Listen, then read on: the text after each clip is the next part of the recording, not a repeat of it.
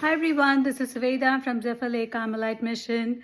It has been a while since I recorded a video because I had gone on a pilgrimage to Spain, and before then I had the healing retreat here at Notre Dame Retreat House in Canandaigua. So I had been very busy since the 20th of last month. So today's topic is kind of a very difficult topic, but it's essential to speak about this. And it is on the clericalism that Pope Francis often spoke about that I'd like to also address.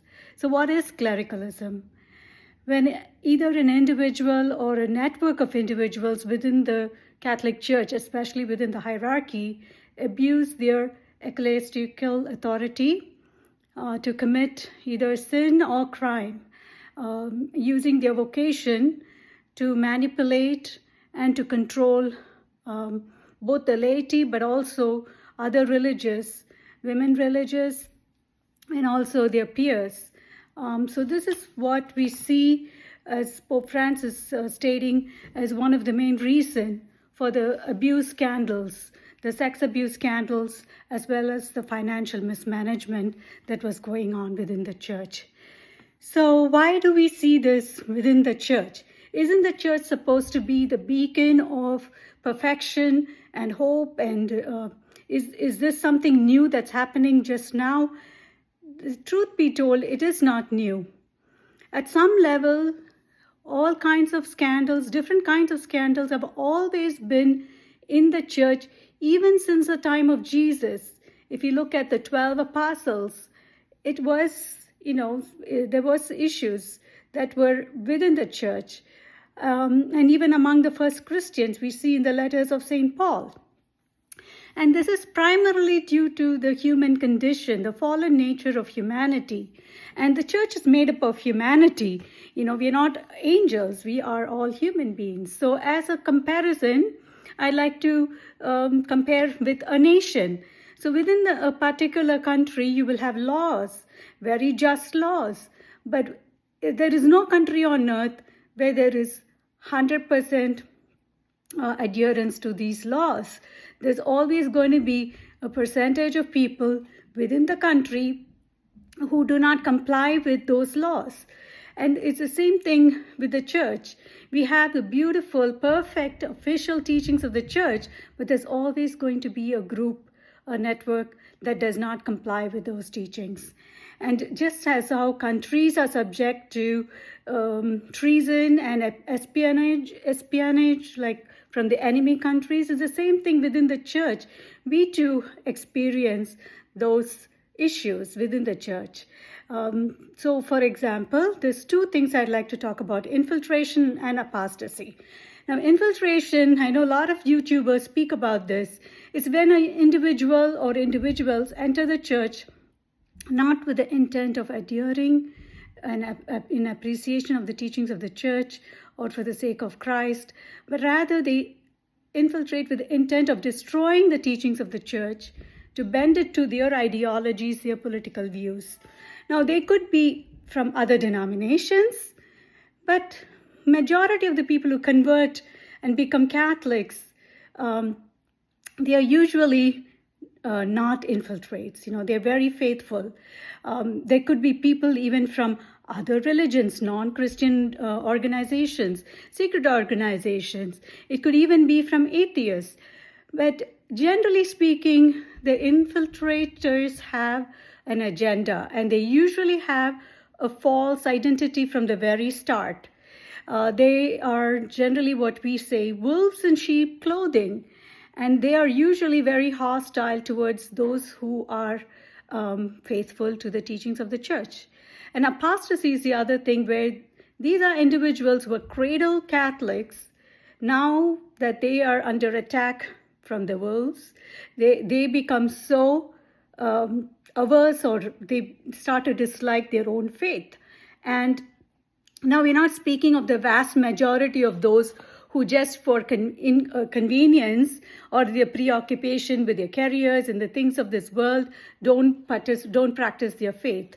We're really talking about a group of individuals who don't stop going to church. They actually remain within the church. These are, like apostates, but they are within the church. They don't leave, or they still practice their faith, but they are extremely hostile to the teachings of the church. Now, these people have become somehow brainwashed, or their mindset has been changed, and they may have had some negative experiences that they have left the narrow path. So now what do we do? First, if you're not a Catholic and you're thinking of becoming a Catholic, I really would like you to not hesitate because of these issues, because these issues are nothing new. But if you have a true calling and a desire to become a Catholic, the Holy Spirit will guide you, and you will be strengthened to stay firm in your path, in your journey. So now, if it is the first thing, it becomes extremely important that we should know the faith. We should know the teachings of the church. We must not do what they do, and we must not even do what they say. That way, you're not going based on what people are asking you to do, but rather you're going by what Christ taught and what the church has officially taught us in the Catechism over the centuries. So do what the official teachings of the church say, because they are a reflection of Christ's teachings. Christ established the church on earth for a purpose. And that's why it's important to know your catechism. So an example, this week there was a large group of LGBTQ individuals who marched through the Jubilee Holy Doors at St. Peter's Basilica. Now, if these individuals were truly bearing witness to Christ, they were being contrite about their lifestyle, they're wishing to be reconciled with the church, and are now seeking to lead holy lives, adhere with the church's teachings on the same-sex attraction. That's beautiful. However, it is also quite possible that these individuals are truly advocating for the church to bend to their political views or their lifestyle views. They might be advocating for the church to change its teachings on same-sex unions. So usually, you can identify among both those who infiltrate and those who apostatize that they're typically against, pro-life causes. They're against marriage between man and a woman. They are for same-sex unions. They are for sometimes ordination of women and marriage. So they're always against the celibacy of priests, and they will be usually pro-abortion and pro-euthanasia. So now, and they will be for the poor, but typically the people who actually work for the poor within the church, I find, are very faithful to also the other teachings of the church. So anyway, the only way to remain on the narrow path at this point is not to do what they say or do what they do, but rather to learn your faith. And first of all, be a person of prayer. Pray. Pray not only for yourself, but pray for those who have left the church or who are within the church but have been confused. So for your family, for your friends who no longer pray for them. Next, live a holy life. Live a life of faithfulness. Live a life that adheres to the teachings of the church. Be a witness. Be a person of love. Do not be a person who allows hatred into your heart. You have to be good. At the same time, you have to be a good witness by being a loving person.